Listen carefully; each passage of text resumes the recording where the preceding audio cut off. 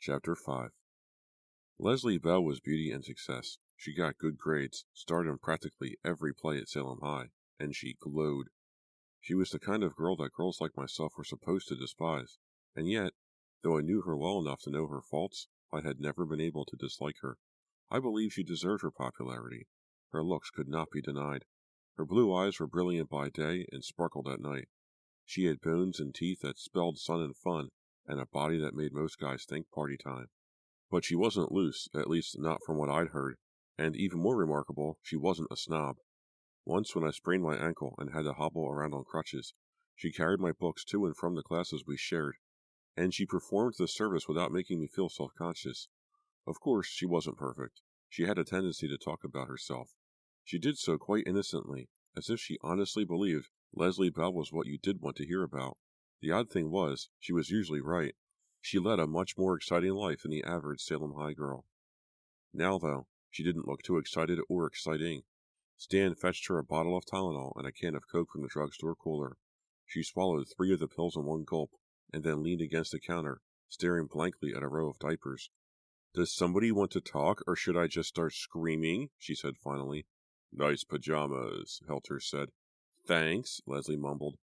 "Have you seen anybody else beside us?" I asked. "Nope," Leslie said. "Is there anybody else?" "We're not sure," Stan said. Leslie nodded slowly. Then her beautiful face began to fall to pieces. Her lower lip quivered. Her cheeks trembled and the tears fell. Pepper was by her side in a moment, his comforting arms around her. That was okay, I suppose, though I would have been happy to comfort her myself.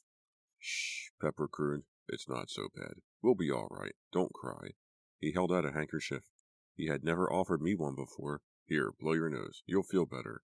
"I just can't find anybody," Leslie moaned in his chest. "What a fox," Helter whispered to Stan, shaking his head. "Let's go get some ice cream," Stan said. "I think better when I'm eating." We broke into Baskin-Robbins. Pepper let Helter kick in the door, much to Helter's pleasure. Stan's tastes were simple, though immense. He plucked a 5-gallon tub of chocolate chip out of the freezer chest, grabbed a spoon, and got to work. Helter didn't even bother with a spoon, the barbarian. Leslie wasn't hungry. Pepper and I shared a cup of vanilla. The situation was hilarious. The world had ended, and there we were eating ice cream. "Should we have our big talk now, or should we go looking for more people first?" Stan asked, looking quite happy to sit there and finish the tub. "I don't want to talk," Helter said. "I want to get out of here." "And where do you want to go?" Stan asked. "Los Angeles," Helter said without hesitation. He had returned to the bank for his rifle and was keeping it close, along with his revolver, which he had set on the table beside his ice cream. "Why there?" I asked. Helter shrugged. "I've always wanted to go there." Pepper snorted. "So have I, but the situation's changed a bit, don't you think?" Helter was not impressed. "LA's a big city. There'll be more survivors there." "More survivors of what?" Pepper asked. "Of whatever's happened," Helter said simply. "And what has happened?" Pepper asked him. "I don't know," Helter said. "Isn't that what Stan wants to talk about?" "We do need to talk," Stan said diplomatically. "Leslie, are you sure you don't want any ice cream? You can have your choice of 31 flavors. "I'd rather not," she replied, clutching Pepper's handkerchief to her chest. Her gaze was far off. I believed she was in shock, and knew that Stan believed the same thing about her. He set aside his spoon and reached out to touch her hands. "Why don't you tell us what happened to you this morning?" he asked. She stared at him a moment. "Nothing happened?" "Tell us," Stan insisted gently. Leslie gestured helplessly. "I woke up and my parents were out. I couldn't understand why they would suddenly leave without telling me or leaving me a note. I made myself breakfast. I had a bowl of cornflakes and strawberries. Then I turned on the radio, but it was broken. I called a couple of my girlfriends, but no one answered. Then I started to get scared." "You felt like you were surrounded by emptiness?" I asked. Leslie nodded. "I feel that way still, even with you guys here." I stepped outside on our porch. There were no cars on the road, no people. I began to walk up the street. At first I called out, but no one answered. Then I just walked without saying anything. I walked for a long time. "You must have been happy to see us," Helter said gamely. Leslie remained solemn. "I don't even know if you guys are real. Why should I be happy?" "We're real," Pepper said. He, too, reached over and squeezed her hands. It seemed like the in thing to do. No one had squeezed mine in the last half hour, and I had got shot. About what time did you wake up, Leslie? Stan asked. I don't know. The sun was up? Stan nodded. Helter, tell us your tale. Mine's like hers, except I didn't get all freaked out, Helter said. I woke up and realized everybody had split. I figured I'd split too. I got a gun. I was getting some bread. I was heading for the coast. Then you guys showed up. And you decided to shoot us, Pepper said bitterly. You startled me, all right, Helter said. I told you I was sorry. You never said you were sorry, I said. Well, so what, Helter said. It was time to be sorry with all this weird crap going on. What time did you get up? Stan asked Helter. A little after 8, Helter said. You guys said you were out of town this morning when this change happened, Stan said to me and Pepper. Give me more details. Where exactly were you? We started off in Foster, Pepper said. What were you doing there? Stan asked. We were visiting friends, I said quickly. What time did you leave Foster? Stan asked. Pepper glanced at me. About 6, I said. Were your friends up when you left? Stan asked. Yes, I said, thinking of the doctor and nasty nurse. You saw them? Stan asked. You talked to them? Sure, they were awake, I said. Why? Have you tried calling them since you left Foster? Stan asked. No, I said. Do you want to try? Stan asked. No, I said. I mean, I know they won't be home. They told us they were going out. Stan paused. He was sharp. I could tell he suspected I was hiding something. What did you do after you left Foster? He asked. We drove straight here, I said. Who drove? Stan asked. I did. What did you do, Pepper? Stan asked. Nothing. Dozed off. Stan was interested. Did you sleep the whole way back? No, Pepper said. I woke up when we got to that gas station out on 37. You know the one? Yeah, Stan said. What time was that? Close to 8, Pepper said. There was no one at the station. We thought it had been robbed. And from there you drove straight into town? Stan asked. Yeah, Pepper said. What are you getting at? I'm trying to find a common denominator, Stan said. Roxanne, was the sun up when you left Foster? No, but there was light in the east. Did you see anyone while driving back? Stan asked. No, I said, then paused. Wait a second, there was a hitchhiker. I saw her way ahead of me on the road. She was standing in the glare of the rising sun, but when I got to where she was gone. What do you mean? Stan asked. Did she dash off the road? I suppose. Like I said, I had the sun in my eyes. I just blinked and she was gone. It's funny. At the time, I thought I might have imagined her, but I remember her hair. It was long and red, bright red in fact, and she was wearing a long black coat. Where was this? Stan asked. In the middle of the desert, I said. Halfway between here and Foster. Did she look like anybody you knew? Stan asked. No, I said. This is interesting, Stan said. What? Pepper asked.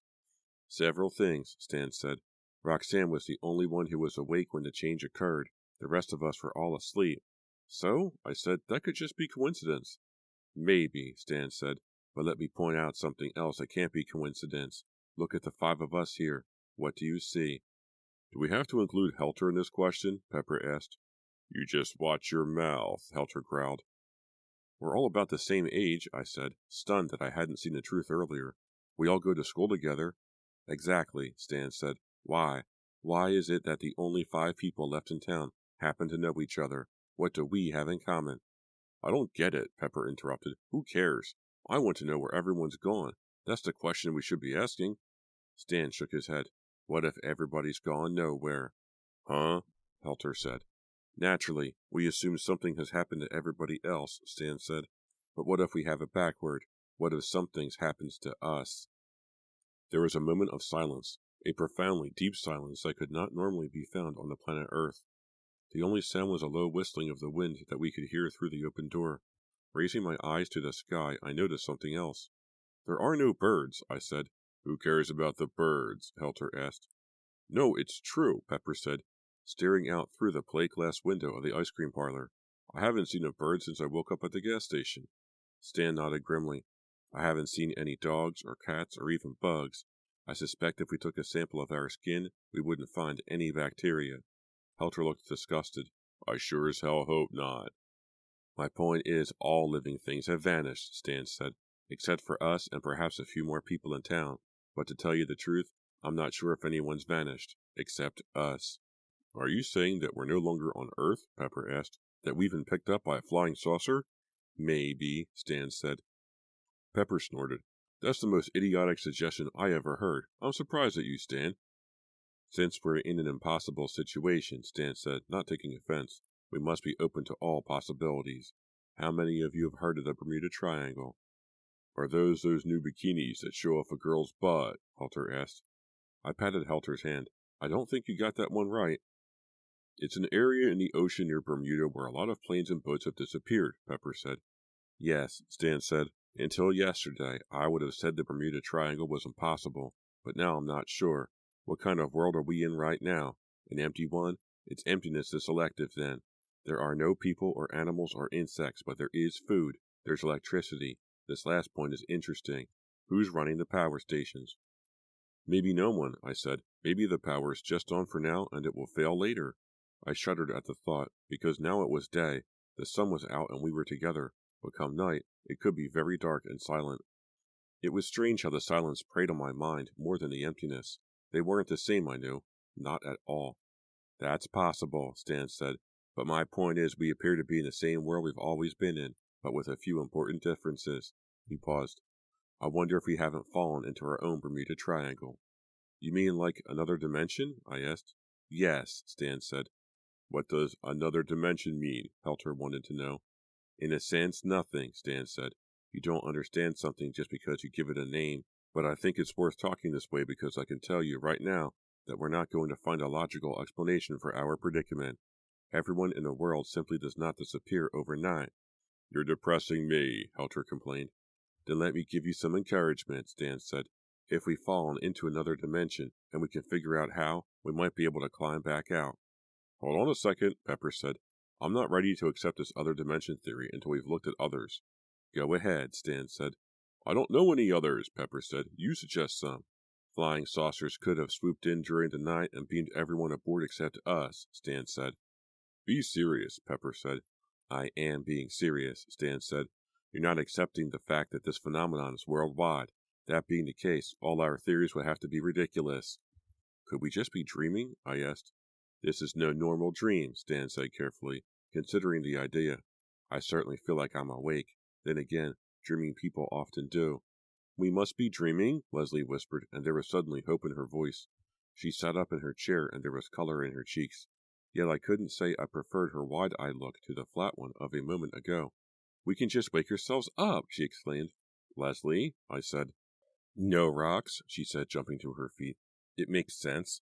We'll all pinch ourselves, and we'll wake up in bed. Her voice cracked as she laughed. We won't have to worry about aliens and spaceships. We'll just roll over and turn off the alarm.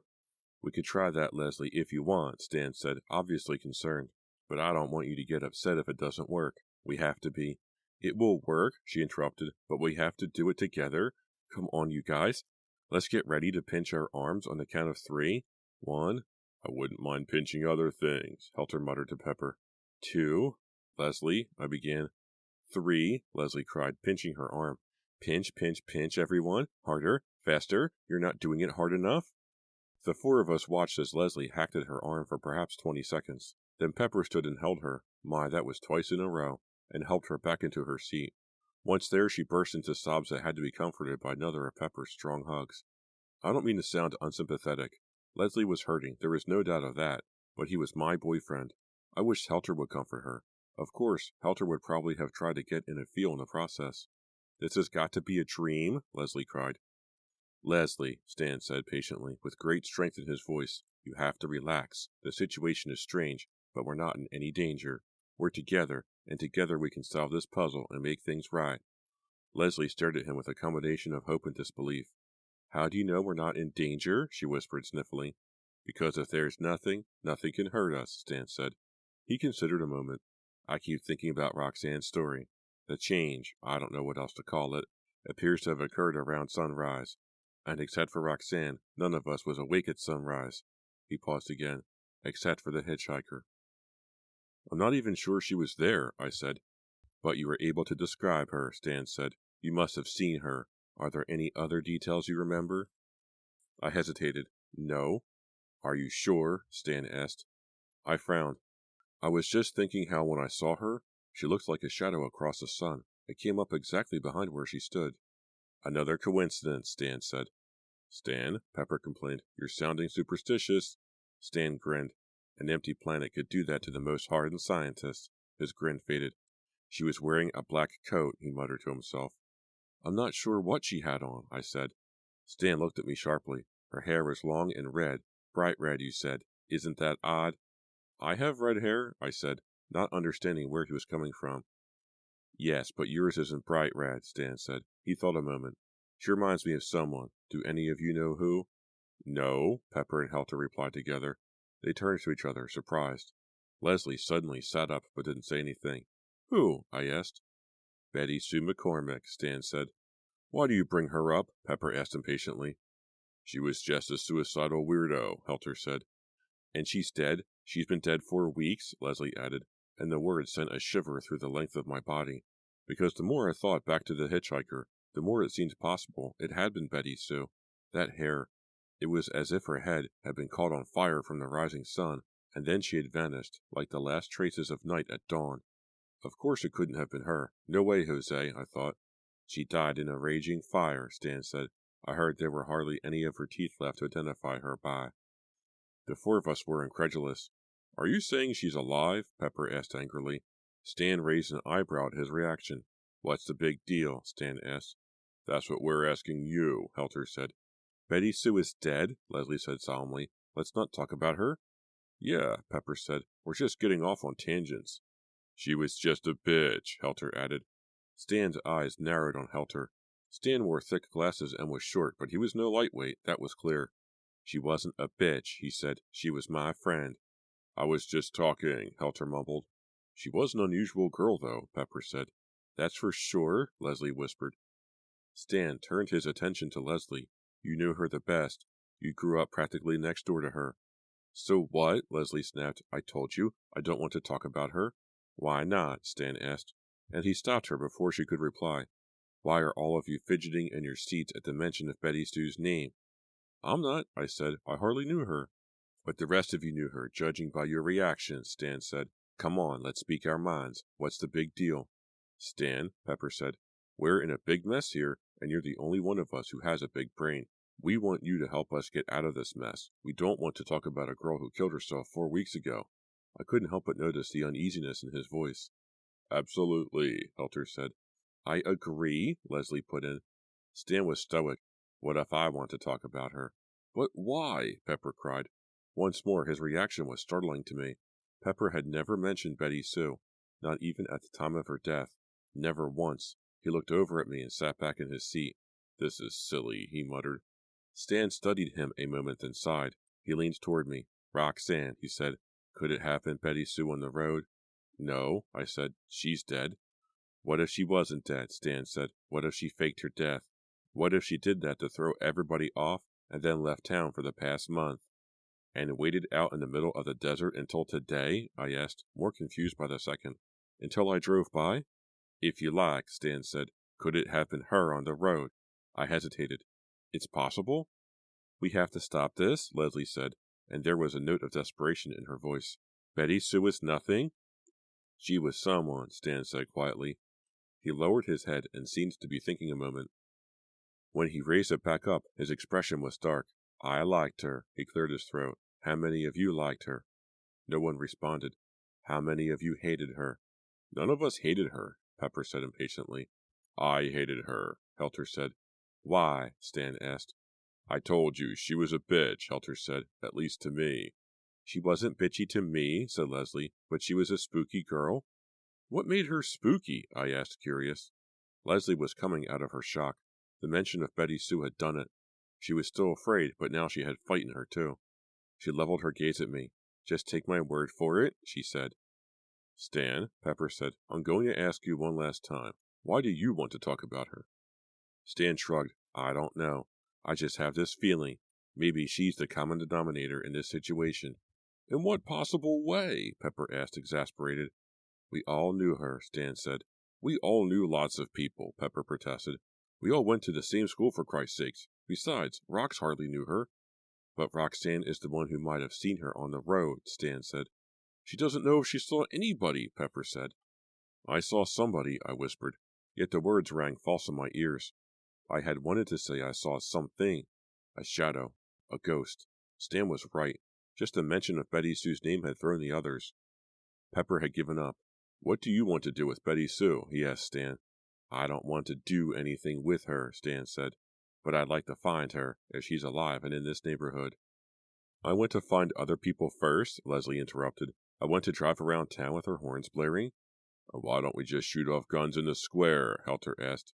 He was itching to play soldier. "Because if people are still here, they'll run the other way," Pepper said. "I say we follow Leslie's suggestion. At least it's something to do." "And if we do this and we don't find anyone else," Stan said, "then can we look for Betty Sue?" "Where would we look?" I asked. "The desert?" Stan glanced out the window. The wind continued to blow, and it appeared to be picking up. The town had been immaculate when we had returned that morning, but already the square was covered with a faint coating of sand. It was easy to imagine how, if no one returned to wipe it away, the town would slowly be buried. "No," Stan said. "We'll stay out of the desert for now. We'll go to her house. We'll see what's there." It was then I realized Stan was keeping something from us, as Pepper and I had kept something from him. I hoped it was nothing bad. Chapter 6. We drove around town for an hour in a car we borrowed with the horn blaring. We talked little while we went up and down the streets. The sand bristled against the windshield the whole time. We found no one, and no one found us. The odd thing was, none of us was surprised. It was like the gang had been assembled, and that was that. Finally, I glanced over at Stan, who sat in the back seat between Helter and Leslie. "I don't know where she lived," I said. 32 Chesterfield, Stan said. "Take Magnolia away from the square and turn right. You'll see it halfway down on the right, behind a white picket fence and a hedge of rose bushes." "A hedge of thorns," Leslie muttered, putting her hand to her head as if she was in pain. "Why do you say that?" Stan asked. "I'm not saying anything," Leslie replied. We arrived at the house 5 minutes later, but the others climbed out of the car with what could best be described as expressions of dread, even Stan. I kept wanting to ask Pepper how he knew Betty Sue, but didn't want to do it until we were alone. One thing for sure, there was no way he was telling me he hadn't known her, and pretty good from what I could see. "Maybe I should stay outside and stand guard," Helter said, shouldering his rifle. "What's the matter?" Pepper asked. "Are you afraid?" "I'm not afraid of an empty house," Helter replied, kicking at the wooden post on the white picket fence. The house was much the same as the surrounding homes, small and box-like, with a tired green, tar-tiled roof and a white paint job that was cracking from having stared too long at the sun. Yet the house seemed to be in shadow, and instinctively I raised my eyes to find a tree that shaded it, but there was no tree, no shadow. It must have been my imagination, I thought. Suddenly, I wasn't crazy about going into that house either. "I'm not going in," Leslie said. "You want to stay out here with Helter?" Stan asked. Helter grinned at Leslie. A troll with acne would have looked more appealing. "I'll take care of you, babe," he promised. "I think we should stick together," Pepper said, and I hoped it wasn't because he didn't want Leslie and Helter alone together. "That's all right with me," Stan said, "if we can get everyone inside." "I'm not afraid," Helter said again, his hand drifting to the revolver tucked in his belt. He wiped the sweat off his forehead with the back of his hand. The day was hot, and that felt real enough. "I can't stay out here by myself," Leslie complained. "You probably went into this house 1,000,000 times while you were growing up," Stan said to Leslie. She lowered her head. "But I haven't been inside in years," she said. "Where do you live?" I asked. Leslie pointed to a house a couple of houses over. "There? And it's been years?" I asked. "Did you have a falling out?" Leslie nodded weakly. "You could call it that?" "Are we going in or not?" Pepper asked. "And what are we looking for once we get inside?" "Evidence," Stan said, leading the way. The front door was unlocked. Stan knocked, nevertheless, and then even waited for a moment before stepping inside. "Hello," he said. We crowded behind him. The word floated out and died. We all took another step forward and tried not to breathe. The place was musty. The furniture could have been cut out of a textbook depicting the values of lower-class Middle America. The beige wallpaper was a discount buy, and the glue that had been used to hang it had been lumpy. Cheap copies of biblical paintings covered the walls. We looked at them in wonder because in every one of them either Jesus, an apostle, or some saint was bleeding. "Her mother's a religious fanatic," Leslie said flatly. "I know," Stan said, and the way he said it, he knew even more. He pointed down the hall. Let's go into her room. We moved as a group, bumping into one another, afraid of the skeletons we would surely find in her closet. Betty Sue's room was obviously a reaction against her mother. Here there were no disturbing paintings of pierced and bleeding saints, no motel beige. This room was stark, ultra-modern, painted in shades of gray and white. A neat wooden desk sat beneath the sole window. On top of it was a closed book, like a diary, and a sheaf of loose notebook pages, held in place by the book. The window was open part way, and the pages ruffled in the breeze. I haven't been here in a while either, Stan said softly. When was the last time? I asked. 4 weeks ago, the day she died, Stan said. You saw her that day? I asked. How was she? Stan met my gaze. Happy. Well, we're here. Now can we go? Pepper said. What's the hurry? I asked. What's the point in staying? He asked coolly. I want to look at her papers, Stan said. He stepped up to the desk. We crowded in behind him. He picked up what looked like the diary and confirmed that it was indeed Betty Sue's secret jottings. Yet I wondered if that was true. How secret they were, I mean. It was almost as if the book and pages had been left there for someone to find. Stan ignored the loose pages for a moment and flipped open the diary at random. We read over his shoulder. Dear Diary, today we had a party for Leslie. She was 10. I am 10. Now we're both 10. We sang and played games. Her mom brought out a cake with 10 candles. We told her to make a wish and she did, but she wouldn't tell anybody what it was because she said it wouldn't come true. But she smiled at me as she said it. She knew she'd tell me, and that Fat Freddy would make it come true. He always does. I think I will go to sleep now and dream about Mars. I haven't been there in a long time. Who the hell is Fat Freddy? Helter growled. Stan looked at Leslie. Do you know? Leslie shook her head slightly, obviously scared. She had turned the color of the gray carpet. No, she whispered. You don't remember? Stan asked. No, Leslie said, and we all knew she was lying. Stan flipped to another page, a later date. Dear Diary, boys are beginning to look good. I like their mouths and their legs. Mom says that's what happens when a girl gets older. She likes to look at boys. But Mom says that boys aren't ever as nice as they look. In fact, she says most boys are bad. I wonder if that's true. I don't think Sam Douglas is bad. He talks to me in math and always calls me by my full name. I hate when people just call me Betty. Steve Kinder always did that to annoy me, but Steve has moved away and I think he died. I hope so. I would like to make Sam kiss me. I wonder if he would if I made him. Who the hell was Steve Kinder? Helter asked. He moved away to Colorado when we were 12, Stan said. I used to know him pretty good.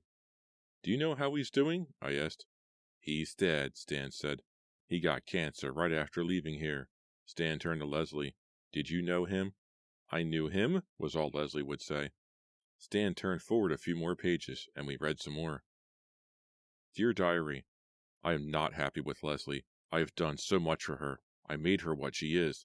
But now she is kissing Sam, and I am only writing words. I want to write harsh words about her. I know she would feel them. I might do that. I might make her feel like her lips were bleeding whenever she thought of kissing the boy I wanted to kiss. She had better be nice to me. I dreamed of a rat last night. It was eating a dead man's hand. I think the man was dead. It would have hurt if he wasn't. I think he lived in England. There's lots of fog there. I like the fog, although I've never seen it. Who was Sam? Helter asked. My first boyfriend, Leslie mumbled, a vacant look in her eyes. What happened to him? I asked. I'm not sure, Leslie said. He moved away too? What makes you think anything happened to him? Pepper asked. It usually did, Leslie said. Stan turned another page. Betty Sue was growing up before our eyes, into something most unusual. Dear Diary, I think dark thoughts and feel warm. I write in the unlighted chamber of my existence. I turn as I walk alone, and I imagine I see Fat Freddy following me. But he left when I changed into a young woman and dreamed of sin. He was too fat for my tastes, and I had him for supper because he thought he was bigger than the God who created him. I'm going to bed now. I'm going to dream now. I'm still hungry. We should stop, Leslie moaned. Why? Stan demanded. There were tears in Leslie's eyes and she was trembling. It won't get any better, she whispered. But Stan turned another few pages and I saw a name I did not want to see. Dear Diary, Helter took me for a ride in his car tonight. He yelled at a boy on a bike that got in our way and almost killed him. Helter would have killed him if I had let him. Maybe I shouldn't have been so concerned. Helter would look nice in striped pajamas and the shadow of metal bars. I am growing tired of Helter, but he thinks something wicked for me, and I want to see what it is. I am curious. I will imagine this a little further. Pepper called me tonight. He has a nicer mouth than Helter, and his nails are clean. I think he wants to kiss me. I think I will let him. Pepper snatched the diary from Stan's hands. I've had enough, Pepper said. We're not going to read any more. This girl is dead, for God's sakes. Let's just leave her alone. I held up my hand. I want to read some more. No, Pepper said, clasping the diary to his chest. He's right, let's just get out of here, Leslie said, and she sounded close to hysterics. Did you kiss her? I demanded of my boyfriend. No, Pepper said. I only went out with her once. When? I asked. A long time ago, he said, and I think he was lying. It was nothing. What about you? Stan asked Helter. I only went out with her once, too, Helter said quickly, and he was scared as well. It says in her diary you went out several times, I said. It doesn't say that, Helter said. It implies it, I said. I don't care what it implies, Helter snapped. Why can't we read the rest of the diary? I shouted, grabbing for it. Pepper backed off, but it was Stan who put his hand on my arm. Calm down now, everyone, Stan said. We won't read any more of the diary right now. He gestured to the loose pages on the desk. We'll read her papers instead. Is that all right with everyone? What if they're about us? Leslie asked softly, as if she couldn't imagine anything more awful. Stan picked up the stack and thumbed through it. It just looks like a bunch of short stories to me, Stan said. A page or two for each one. Stories? Leslie whispered. We began to read. Lati Ball puts on a mask. Lati Ball dressed for the costume party with relish. She wanted to look pretty. She wanted to look mysterious. She took a mask from the closet of witches and tied a lace bow around her sweet head. My, she said as she stared into the mirror. How happy we are to be the best. The men will ask me to dance. The men will forget the rest. Lati Ball went to the dance. The mask fit tight on her soft face. The people did not recognize her, but said she was the best. Oh, who is this woman? They cried. She walks like an angel and floats like a swan. And the men lined up and asked for her hand. She was swept around the floor into another land. The party went late and the night grew tired. Lati Ball had to stop and rest between dances. Then the clock rang 12 times and a cake was brought out. A cake of 12 candles. And Lati Ball wondered whose birthday it could be, and hurried to hear. The hostess of the party laughed and said, The cake is for you, the cake is for the best. Take this knife now and cut some for the rest. But before Lati Ball could cut the cake, she wanted to make a wish. She leaned over the candles and said to herself, I want always to be the best, better than the rest. Then she blew at the candles and blew at the cake, but the cake was made of wood and caught fire. It burned her mask, it burned her face. Then the mask was part of Lati Ball's face, and she looked like death. Leslie let out a scream as we read the end of the story and grabbed the papers from Stan's hand. Before anyone could stop her, she had run from the room. We chased her into the kitchen. Pepper was the first to reach her, but she had already turned on the gas burners and thrown the story of Lati Ball into the flame. It had immediately caught. Fire licked at the sick words and smoke billowed around Leslie like a dark aura. She was crumpling up the next story when Pepper reached out to stop her. She grabbed the diary from Pepper and dropped the stories on the floor in the process. She showed the diary no mercy. She pressed it directly down on the blue flames on the stove. Pepper tried to pull her back, and was rewarded with a hard kick to the shin. He bent over in pain. Leslie was determined. She was possessed. She pulled the book open on its side and let the fire slip into the cracks. The pages could have been soaked in gasoline. There was a flash of light, and the room choked with another blast of black smoke. Stop, Stan shouted. He leaped forward and knocked the diary off the stove and onto the floor. He began to stamp out the fire as Leslie also dropped down to the floor. She was after the pages again, and she had them in her hands in a second. Pepper grabbed at her once more. This time she poked him directly in the eye. He let go of her and screamed. You bitch! I shouted at her, hurrying to Pepper's side. Leslie wasn't listening. She made a beeline for the back door and was out in the yard before we could regroup. Stan was still trying to stomp out the burning diary. Helter was anxiously fingering the revolver in his belt and being about as helpful as a side of frozen beef. Are you all right? I asked Pepper. He grimaced. I think so, damn it, he replied, his right hand over his left eye. Somebody stop her. She's going to hurt herself. Let her hurt herself, I said. I wanted to get a better look at Pepper's eye. I was worried. We didn't exactly have a lot of medical experience between the 5 of us. Get her, Stan said, close to extinguishing the diary, or what was left of it. Get the stories. It was up to me, I supposed. Giving Pepper a reassuring pat, I dashed out the back door. Leslie stood in the middle of the overgrown yard, tearing the pages into rough rectangles and sailing them on the wind, which had picked up considerably since we had entered the house. Leslie sang like a demented child. I didn't try to tackle her or anything. I didn't care that much for the stories anyway. Why are you doing this? I asked in a bored voice. The scraps of paper blew over the fence and out of sight. They belonged to Salem now. Leslie stared at me gleefully. We're safe now, she babbled. Betty Sue can't get us? Betty Sue's dead, I said. She was never going to get anybody. Leslie had finished with her shredding job. That's what you think? The guys appeared in another minute, Stan holding the tome of ash. Maybe a few pages of the diary had survived. Pepper had taken his hand down from his eye. It was horribly red, but not bleeding. Helter stood twitching beside them, trying to look important. Where are they? Stan asked Leslie. She gestured to the sky. Gone, she said. Stan was furious. I told you to stop her, he said. Why? I asked. I didn't want to read any more of that crap. I glanced at Pepper. I was more interested in her true life experiences. I only went out with her once, Pepper said again defensively. Why did you destroy the stories? Stan asked Leslie. She studied him as if he were slow. You were her friend too, she said. You knew what she was? I didn't know her as well as you think, Stan said. Why did the story of Latty Ball make you berserk? Leslie shook her head violently. I can't talk about it. I'm not going to talk about her. I'm going to leave this town. She stared at Stan defiantly. Don't try to stop me. Stan shrugged. Whatever you want. Leslie turned to Pepper and tilted her head back, sizing him up. I hated her in that moment. I knew what she was going to say. The trouble was, I didn't know what my boyfriend would answer. Do you want to go with me? Leslie asked Pepper. Pepper glanced uncomfortably at me and then at the ground. Do you want to go, Rox? He asked. No, I said, my voice cold. But don't let me influence you. Pepper's head snapped up. I told you, I'm with you, I said. Tell her then, I said. Sorry, Pepper said to Leslie. His response surprised her. She shook off the rejection with a toss of her beautiful blonde hair. She eyed Helter next. How about you? Leslie asked. Want to come? Helter was interested. The empty world was giving him a sexy blonde all to himself to play with. What would we do? He asked. Go to L.A., she said. Have fun? Helter nodded vigorously. I'm in. This place sucks anyway. And what will you do in L.A.? Stan asked. We'll live, Leslie said crossly, which is more than I think you'll do here. Stan took a step toward her. You have to tell us what you think is going on here. We have to work together.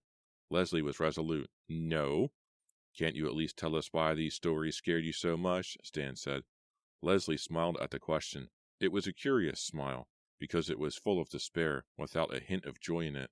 She hung her head then, and her hair fell forward, casting a shadow across her blue eyes, the ones that had sparkled in the dark. You'll find out, she said simply.